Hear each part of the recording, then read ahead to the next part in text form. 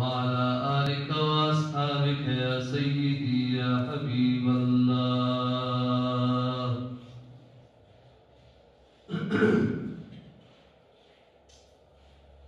मुअज़्ज़ज़ व मुहतरम हाज़िरीन किरामो, अल्लाह रब्बुल जलाल ने ज़मूंगा उस्तासो ददे मुबारक के उरद हाज़िरी अख्पल जनाब की कबूल व मंजूर की और ज़मूंगा उस्तासो दनन उरद चुसुमरा ज़ाहिरी व बातिनी बरकत दी अग़ज़मुन नसीब।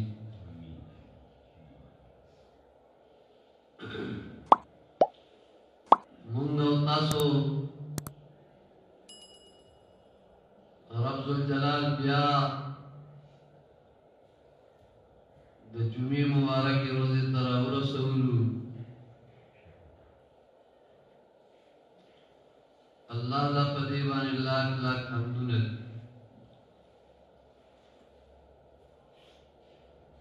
तासु हुजूर के रब्बुल जलाल ना मुबारक कलाम ना एतबार दा अल्फाज सरा मुख्तसर बंदी समा तिलावत का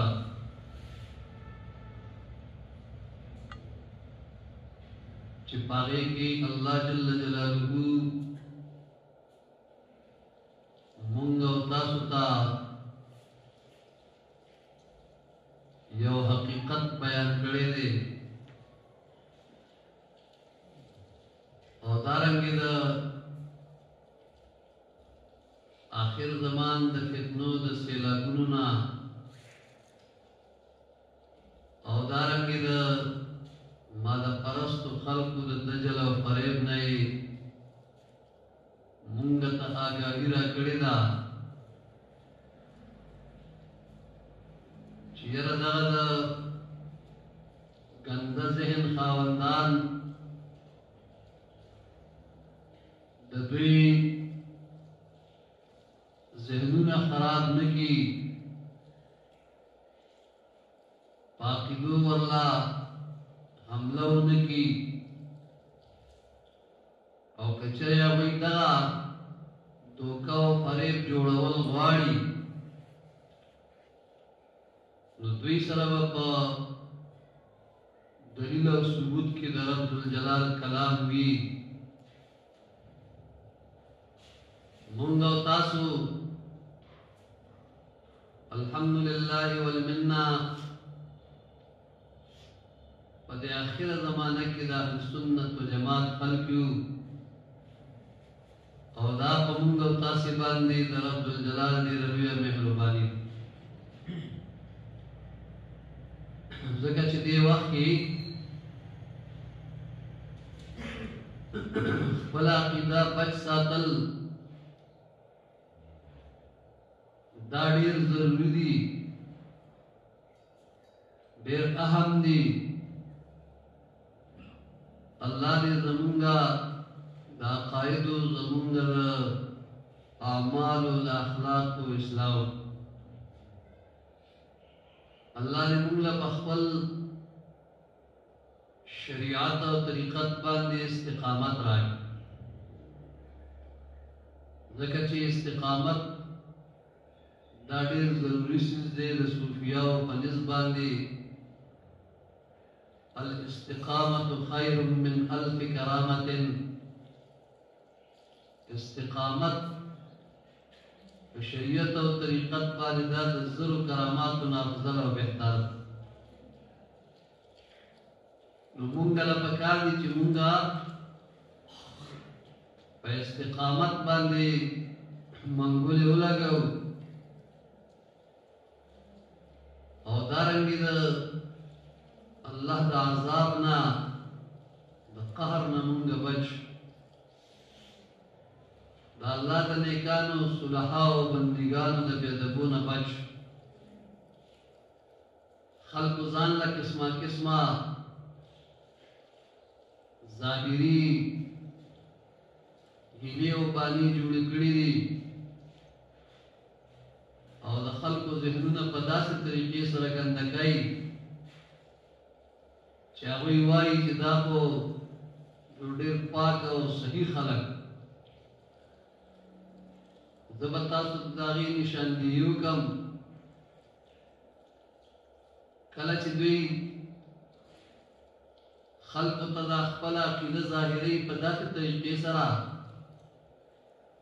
ورته وایي لا اله الا الله د دې دا مطلب او معنا ده چې نشته دی شفا ورکوونکی نشته دی اولاد ورکوونکی نشته دی رزق ورکوونکی او نشته دی د غیب خبر ورکوونکی مگر صرف الله جل جلاله مونږه د اهل سنت و جماعت خلق په دې قایل یو چې شفا الله ورکوي هغه شافي دی اولاد رب الجلال ورکوي هغه وهاب دی دارنګي پیدا کولم هغه کوي خالق دی دارنګي د تمامی دنیا و د آخرت چې څومره غیوب دي دا د هغه علم ذاتي دی خو بیا هم د دې ټولو خبرو باوجود دا د کلمې مبارکې معنا نه ده د لا اله الا الله معنا نه ده د لا اله الا الله معنا دا ده چې نشته دی معبود د عبادت لایق بل حصو الا الله مگر الله پاک جل مجدود د الہ معنا شفا ورکون کې نه ده د الہ معنا زوی ورکون کې نه ده د الہ معنا د غیب خبر ورکون کې نه ده د الہ معنا رزق ورکون کې نه ده الہ چې دی دا معبود ته وایي د چا چې عبادت کوي لہذا د دې معنا بدلول دا په قرآن عظیم الشان کې یا په حدیثو کې یا په دین کې تحریف کول مونږ او تاسو حقیقت ته وګورو که چېرې معنا د دې دا شي چې یاره لا اله نشته دی شفا ورکوونکی نشته دی اولاد ورکوونکی نشته دی مڑے جندے گون کے الا اللہ مگر یو اللہ رے نو بیا با دا شفا دا ورکولو او دا زوی دا ورکولو او دا رزق دا ورکولو او دا غیب دا خبر ورکولو دا ټول معنی با دا الہ راشی بس سوک چی شفا ورکی غطب الہ ہوئی سوک چې چاته رزق ورکوي هغه ته به الہ وایي څوک چې چاته د غیب خبر ورکوي هغه ته به الہ وایي دې سره به شرک لازم شي دې سره به کفر لازم شي الله دې موږ د شرک او د کفر نه محفوظ وساتي ګورئ نعوذ بالله کله الہ معنا دا وی چې یاره شفا ورکوونکی نو موږ سره قرآن عظیم الشان موجود دی قرآن شریف کې رب الجلال د عیسی علیه السلام حال بیانوي عیسی علیه السلام خلق را جمع کړ بنی اسرائیل را جمع هغوی ته وفرمایل وابرئ الاکمه والابرص زه د مور نه پیدایشي ړانده رغوم زه د برس بیمارانو ته صحت ورکوم ځان ته نسبت کوي عیسی علیه السلام زه شفا ورکوم زه د مور نه پیدایشي ړانده رغوم زه د برس بیمارانو ته صحت ورکوم و احیي الموتى زه مړي ژوندي کوم باذن الله د الله په اذن باندې اوس که شفا ورکوونکی الہ وي نو عیسی علیه السلام ته بیا الہ وي نعوذ بالله که چرې مړی ژوندی کوونکی الہ وي نو بیا عیسی علیه السلام ته الہ وي هغه به معبود ګڼي کله چې عیسایانو هغه ته د خدای نسبت وکړ یا د خدای د زوی نسبت وکړ نو مونږ هغوی ته کافر وایو مونږ ورته مشرکان وایو عیسایان عیسی علیه السلام ته د خدای زوی وایي نعوذ بالله او دارنګې د درې خدایانو نه یو خدای ګڼي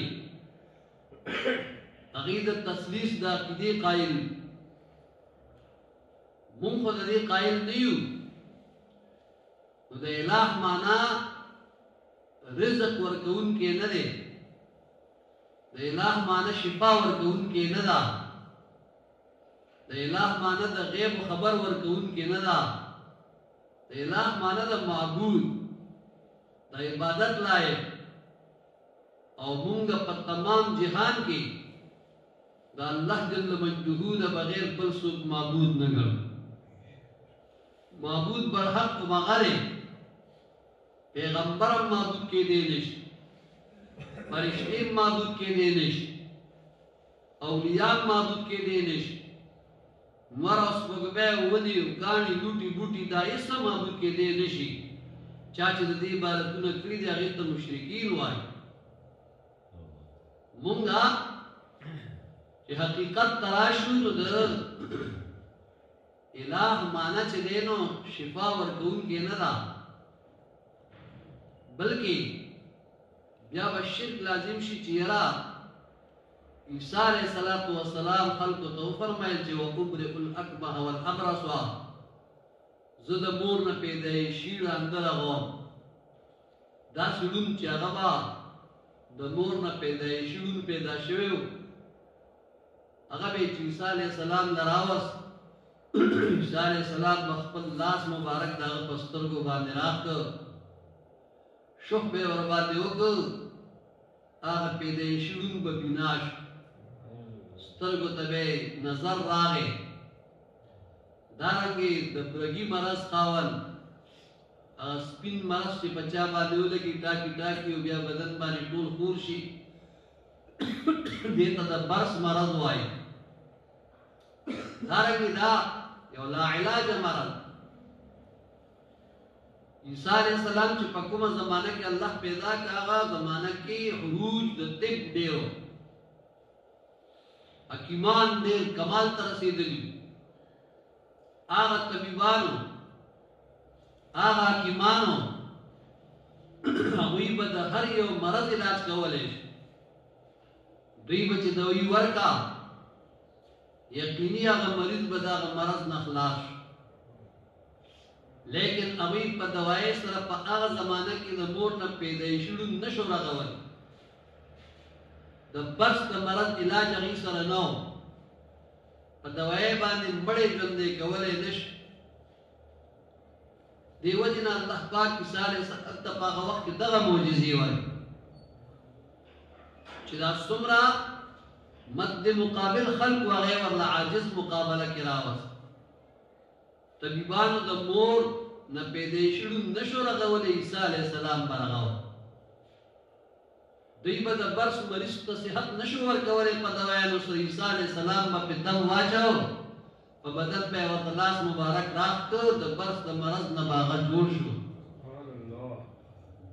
دارنګې مړي ته به یې چې وفرمیل چې قم باذن الله هغه به پاڅېد اوس دا به مونږ ته قرآن ښودل چې یاره د عیسی علیه السلام په لاس مبارک کې الله دا کمال اچولی و چې هغې سره به خلکو ته شفا میلاوې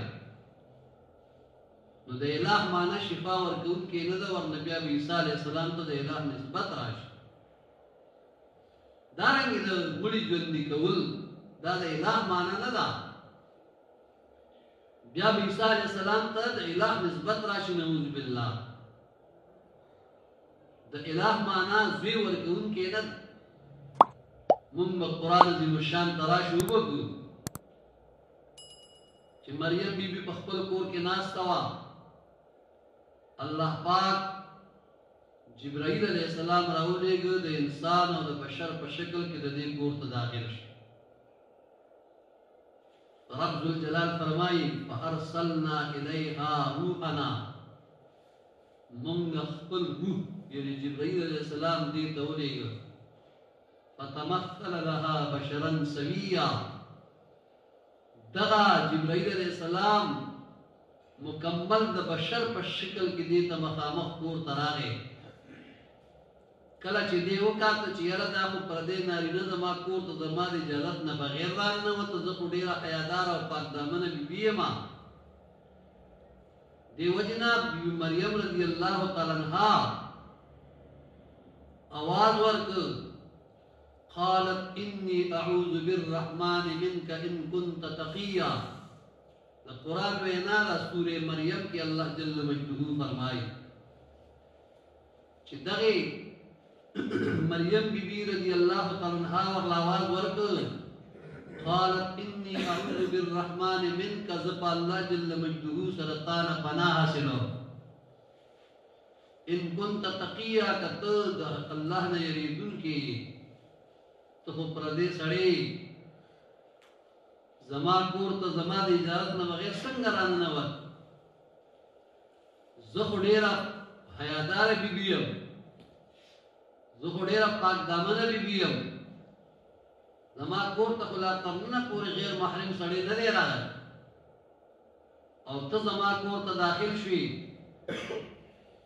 نو هغه جبرائیل علیہ السلام چې د انسان او د بشر په شکل کې راغلی و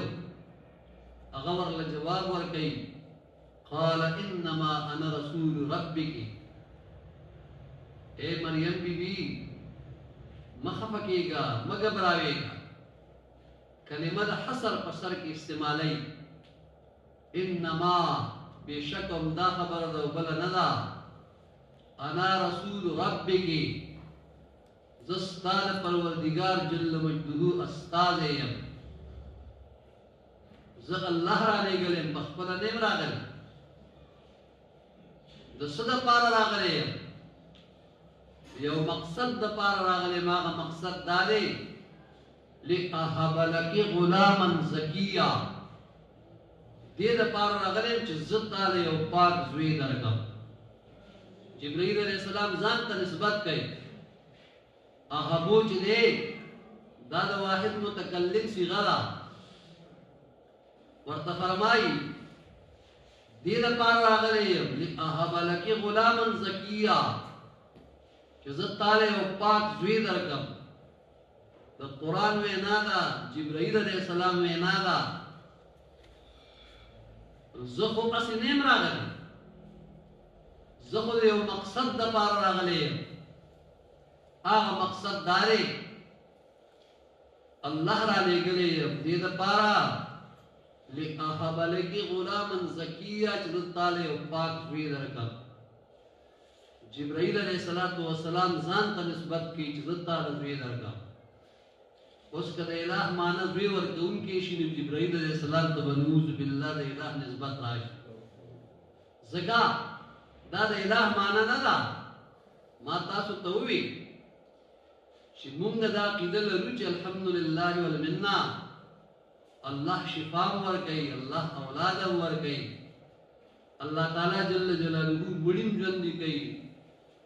ژوندي مړه کوي دا ټول قدرتونه د رب ذوالجلال دي ولیکن د اله معنی دا نه ده څوک چې وایي چې لا اله الا الله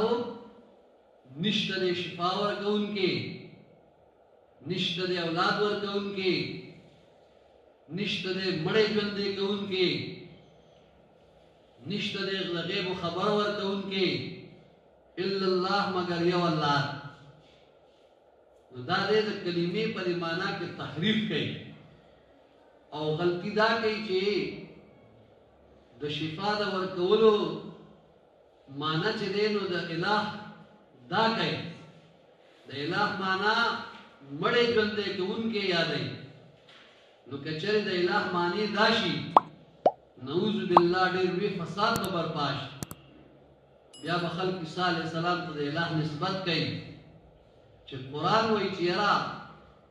عیسی علیه السلام خو فرمایلي چې وأبرئ الأکمه والأبرص وأحيي الموتى بإذن الله.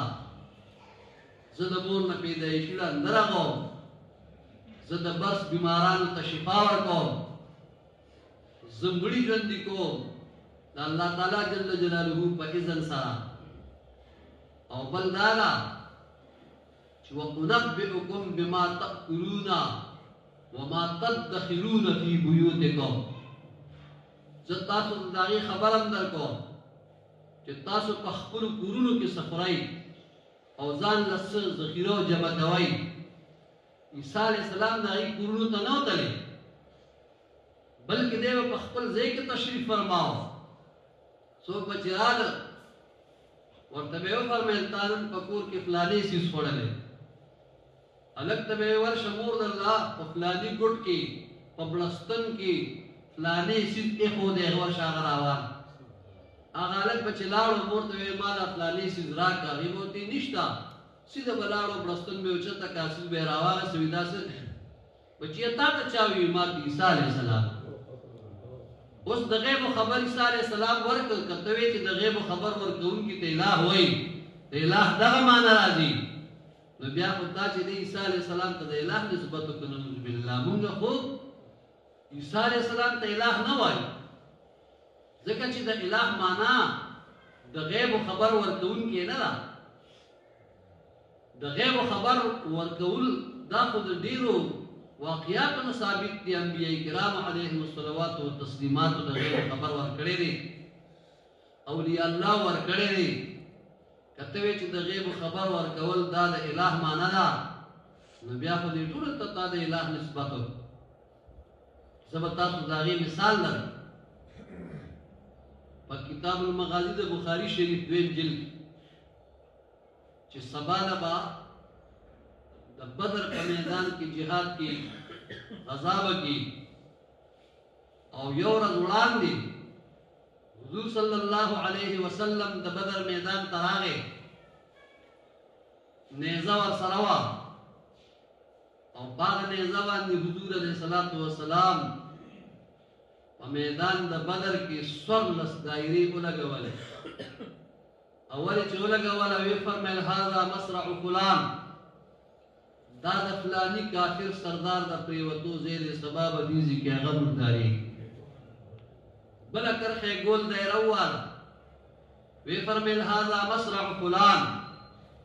دا د فلاني کافر سردار د پریوتو ځای دی، په دې ځای باندې به فلانی کافر سردار مردارېږي. سبا له لا یو شپه هم په منځ کې پاتې، سبا له به مردارېږي. نن نبي علیه السلام خبر ورکړي صحابه کرامو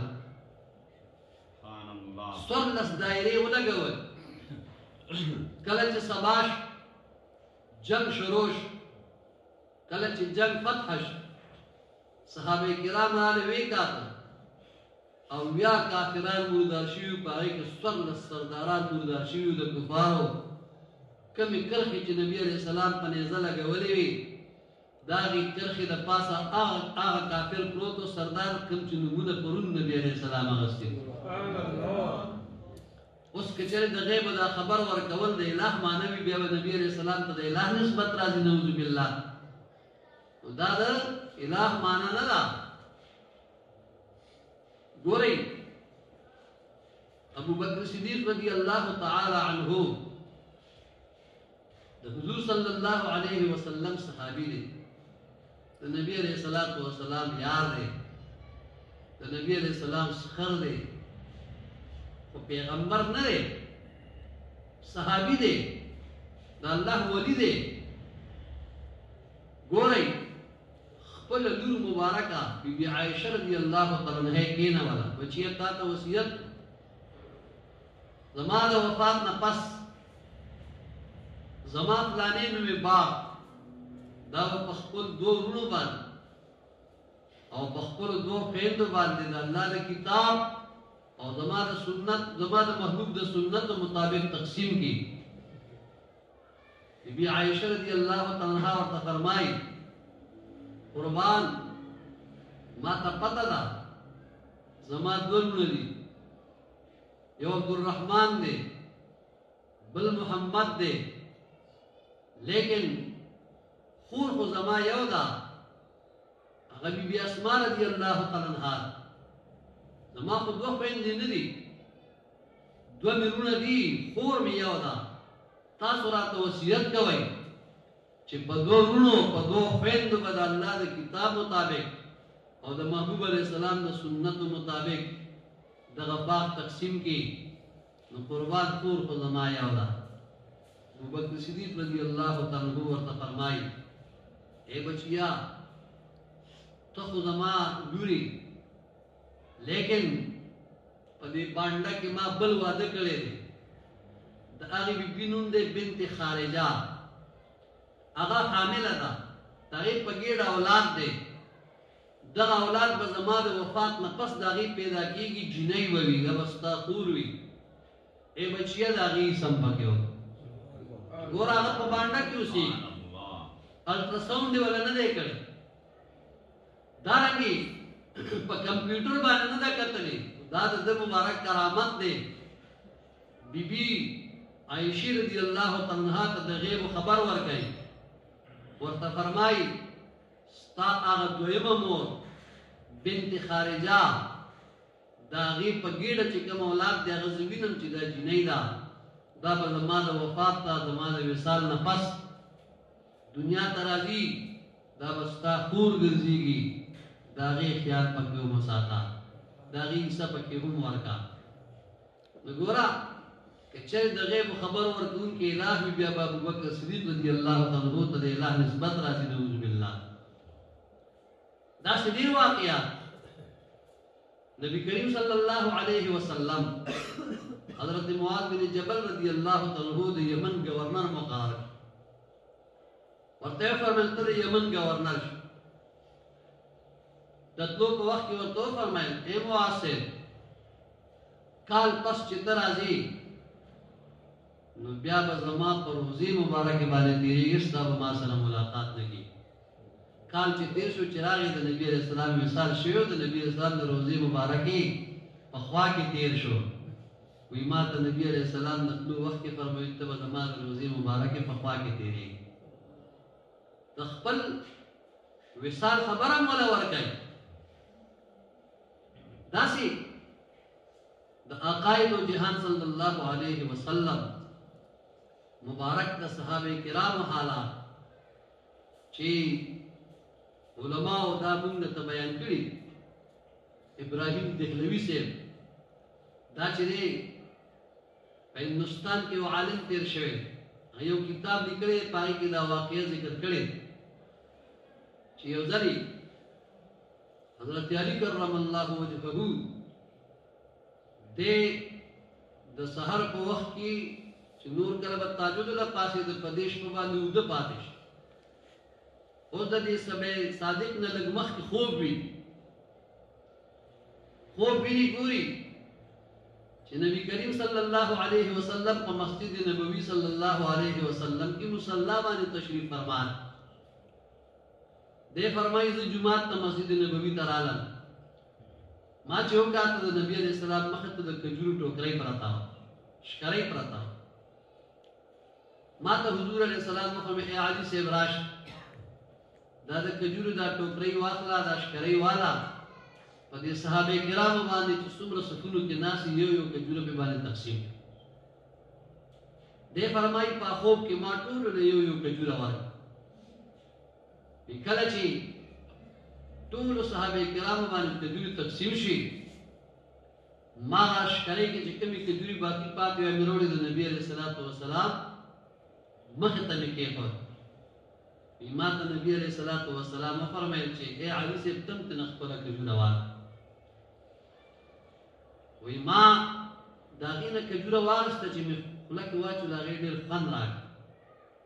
وی ما حضور علیه الصلاة وسلام ته وفرمیل قربان دې خو ډېر خوند وکړو یو بله ترېنه واخلمه وی نبی علیه السلام په خپل لاس مبارک دا شکرۍ د کجورو راواخیسته او ما نه یې راکړه دا واله وی چې هغه مې وخوړه هغه د محبوب د لاس مبارک وه نو هغې ډېر خوند وکړو ما ورته وایي چې قربان دی خو د هغه مخکینی نه هم ډېر خوند وکړو چې یو بله به هم راله راکړه نبي علیه السلام مبارک مسکی شو چې ای علي صاحب په ټولو دې یو یو کجوره وویشله دا دویمه چې تا اوس ته دا ما تاله خپله حصه درکړه اوس که تاله بله درکوم نو بیا به د صحابه کرامو په حقوقو کې فرق راشي دا خو ما تاله خپله حصه درکړه چې زما حصه ته وکړه او دې کې سترګې پرانیستې شوې چې وی کاته بس د سهار جمعې ته ډېر لږ وخت پاتې دې مبارک تیزۍ سره راپاڅېد چانندان مې وکړ بیا راغی سنت یې وکړ چې کله راغی بس جمع تیاره وه حضرت عمر رضی الله تعالی عنه دور خلافت د ابوبکر صدیق رضی الله عنه 2 نیم کاله خلافت هم تیر شوی د نبی علیه السلام وصال هم شوی دا زمانه ده یعنی د خلافت د حضرت عمر رضی الله تعالی عنه حضرت عمر رضی الله تعالی عنه جمع ته مخکې شوی جمع چې وشوه سلام ووړېد حضرت عمر رضی الله تعالی عنه د دعا نه پس حضرت علی رضی الله تعالی عنہ ته اشاره وکړه د میراب ته وګوره دا یو د کجورو ټوکرای شکرې چاروړې دا واخلا او په دې صحابه کرامو باندې یو یو کجوره تقسیم دا اوس د ویغه واقعیا حضرت علی رضی الله تعالی عنہ لګی شو یو یو کجوره په صحابه کرامو باندې تقسیم او بیا چې دی داغی نه پس چې کله هغه ټوکرۍ کې کمی کجوري باقي پاتې شوې هغه یې راوړې او حضرت عمر رضی الله تعالی عنہ مخې ته اشکرۍ کېښوده حضرت عمر رضی الله عنه ورته وفرمېدل ته مې خپله کجوره واخله کله چې ده واخېسته ورته یې ویل چې دې ډېر خوند وکړو یو کجوره بله نه راکړې حضرت عمر رضی الله تعالی عنہ په خپل لاس باندې کجوره راواخېسته ای وله ورکوي واخله کله چې حضرت علی کرم الله وجهه کجوره وخوړه د هغه مخکینی نه یې ډېر خوند وکړ ورته یې ویل قربان دا ستاسو د لاسو مبارک وه ډېر خوند یې وکړ یو بله کجوره به رانه راکړه هغه مسکی شو ورته یې ویل که نبي علیه السلام درله بله درکړې وې ما هم درله درکړې وه دومره خوب حضرت علی رضی الله تعالی عنہ لیدلی خبر ورته حضرت عمر رضی الله تعالی عنہ ورکوي د دې نه وړاندې په خوب کې کجوري تقسیم کړي حضرت عمر رضی الله تعالی عنہ ورته فرمایي دا دویمه چې مې درکړه دا د ما خپله حصه درکړه که درېیمه درله نبي علیه الصلاة والسلام درکړې ما هم درله درکړې وه نو ګوره که چېرې د غیبو د خبر ورکول دا د اله معنا راځي نو بیا به حضرت عمر رضی الله تعالی عنہ ته یعنی نسبت د اله راځي نعوذ بالله د لا اله الا الله معنا دا نه ده چې نشته د شفا ورکوونکی نشته د رزق ورکوونکی نشته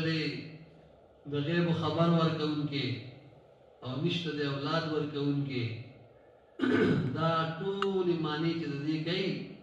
دا د اله معنی کوي دې سره به دوی فساد برپا شي لہذا دا د دې معنی نه دي څوک چې دا معنی کوي دا غلطه معنی کوي مونږ او تاسو چې د دې معنی کوو لا اله الا الله نشته د معبود برحق د عبادت لایق الا الله مگر الله جل جلاله نو د اله معنی د معبود د الله تعالی چې څومره اسماء صفات دي نو ګورئ د هغې خپله خپله معنا ده د هغې خپله خپله معنا اوس بعض وخت کې داسې اسما دي چې هغه مشترک د هغې خپل مطلب د الله په باره کې استعمالي هغه بل شان راځي د دې بنده په باره کې استعمالي هغه بل شان راځي هغه خپل خپل مطلب لري اوس مونږ او تاسې ته وګورو د الله نوم رؤوف دی نبي علیه السلام نوم هم رؤوف د الله نوم رحیم دی د نبی علیه الصلاة والسلام نوم رحیم اوس دا اسما چې د الله جل جلاله دي دا د نبی علیه السلام مبارکه الله عالم دی مونږ هم مولا ته عالم وایو لیکن دته چې نسبت کوو دا په بېلې معنی سره الله ته چې نسبت کوو په بېلې معنی سره د هغه علم ذاتي دی د علم تایي دی هغه ته چا نه دی ورکړی او الله ده ته دا علم ورکړی دا په بلې معنی سره راځي لیکن مونږه کلم چې دی پیغمبر علیه السلام ته الہ نه دی ویلي مونږ کلم ولی ته الہ نه دی ویلي مونږ کلم مولا ته الہ نه دی ویلي ځکه چې دې معبود کېدی نشي مونږ خو د باطلو معبودانو نفي کوو دې ته نفي اثبات وایي لا اله الا الله دا لا اله دې ته نفي وایي الا الله ته اثبات وایي نو مونږ په دې لا اله کې نفي د نورو معبودانو کوو چې باطل دي هغه څوک د پیغمبر عبادت کوي او کده ولی عبادت کوي او کده نور کوي او کده سپوږمۍ کوي او دا د ونې کوي او کده کاڼي کوي دغه باطل معبودانو نفي مونږ کوو چې دا معبودان کېدی نشي معبود الله جل مجده دی الا الله سره مونږ اثبات کوو چې بس یو الله جل جلاله د عبادت لایق دی نو دا چند مثالونه تاسو درکړو که سبا له څوک دا معنا کوي چې تاسو په هغې جال کې راګیر نشئ او د هغې خبره ستاسو ذهن او زړه ته کوزه نشي چې یاره واقعي د الہ معنا جوړې شفا ورکوونکی د الہ معنا جوړې اولاد ورکوونکی د اولاد معنا د الہ معنا جوړې رزق ورکوونکی مونږ او تاسو له خپلو مور او پلار رزق راکړی الله مونږ ته طریقه ښیي تاسو د مور او پلار مخکې د خولې نه اوف قدر لمه وباسئ دا عاجزۍ ودرې هغې ته وبړوئ که هغوی چرې ستاسو په ژوند کې بوډاتوب ته ورسېږي اوف قدر له د هغې مخکې د خولې نه مه وباسئ او ګورئ الله جل مجده په آخره کې زما مقصد په دې خبره کې دې بنده ته الله جل جلاله وصیت کوي وصیت چې کله د الله طرف ته نسبت راشي د هغې نه مراد تاکید وي تاکید دې بنده ته کوي چې زما بنده ته د خپل مور او پلار په باره کې زما په دربار کې داسې دعا غواړه چې رب ارحمهما کما ربیاني صغیرا یا الله زما په دې مور او پلار باندې داسې رحم وکړه لکه زما د پرورش او تربیت په وخت کې چې دوی په ما باندې رحم کړی و رب ارحمهما اوس رب پالونکي ته وایي ای زما پروردګاره زما په دې مور او پلار دواړو داسې رحم وکړه کما ربیاني صغیرا لکه دوی چې زما د پرورش په وخت کې په ما باندې رحم کړی و نو هغه د رب نسبت الله تم کوي او د مور او پلار تم کوي ځکه د مور او پلار په رزق سره د بچي پرورش کړی دی مور او پلار بچي ته رزق ورکوي خو لیکن د دې رزق د ورکولو معنا د الہ نه ده ګورئ یاد ساتئ دا د الہ معنا نه ده یعنې مور او پلار اولاد ته رزق ورکوي هغه پرورش په رزق سره کوي خو که موږ دې ته وګورو نو د رب دغه نسبت چې د مور او پلار طرف ته راشي بله معنا لري د الله طرف ته راشي هغه بله معنا لري د رب معنا علما کرام داسې کوي د الله په باره کې چې د رب معنا دا ده هو الخالق ابتداء والمربي غذاء والغافر انتهاء رب چاته وایي هو الخالق ابتداء چې دا د خپل مخلوق په ابتدا کې پیدا کوونکی وي د خپلو بندګانو په ابتدا کې پیدا کوونکی وي موږ د نیس په مقام کې د حرف مقام ته راوستو هغه موږ پیدا هغه زموږ خالق دی موږ د هغه مخلوق یو چې پیدا کو والمربي غذاء بیا د هغې د شان مطابق هغې له د غذا انتظام هم وکړو ما تعالی څنګه رزق راکوي ځناورو له څنګه رزق ورکوي دارنګې د نورو حشرات څنګه رزق ورکوي کم جراثیم چې د هغې ته څنګه رزق ورکوي ګوره دا هر یو ته په خپل حیثیت مطابق د هغې د شان لایق رزق ورکوي دا د رب معنا ده او دا د هغه د شان سره ښایي والغافر انتهاء او په آخره کې د خپلو بندګانو بخونکی وي که ډېر ګناهونه تېر شي ټول عمر په ګناهونو کې تېر کړي او چې په صدق دل سره د خپل رب جل مجده طرف ته متوجه شي او توبه وباسي هغه د زرو کالو ګناهونه هباء منثورا وګرځي دا د رب معنا ده اوس چې د الله طرف ته د رب معنا راغله بیا دغه مطلب دی چې چې د بنده طرف ته راغله بل مطلب دی دې ټولو کې شرک نه لازمیږي دا صفتونه مونږ دي لیکن دې ټولو مانو ته چې وګوري په یو ځای کې د الٰه معنی دغه نشته د الٰه معنی نشته د الٰه معنی د معبود او د دې نسبت صرف الله ته راځي که چېرې بل چا ته راشي مونږ د هغې نفي کوو د هغې اثبات نه کوو دې وجې نه لږه مهرباني وکړئ د هر چا ترجمې مه اورئ د هر چا خبرې مه اورئ د هر چا کیسټ مه اورئ د هر چا په فیسبوک باندې تقریر مه اورئ ذهنونه به درته تباه کړي په فیسبوک کې د قادیانانو بیانات راځي ډېر خلک په هغې قادیانان شو د وابیانو راځي خلک وابیان شو د دهریانو راځي خلک دهریان شو د عیسایانو خبرې خلک عیسایان شو لاړه د پیسو دپاره خلکو مذهب دین ایمان هر څه خاص پام کوئ چې د نور چا خبرې وانه اورئ بس خپل زوړ امام او زوړې تراویح راټینګې کوي الله رب دنیا او آخرت دواړه ښایسته کړي وما علی الا البلاغ المبین درود شریف په نبی علیه الصلاة والسلام باندې ووایئ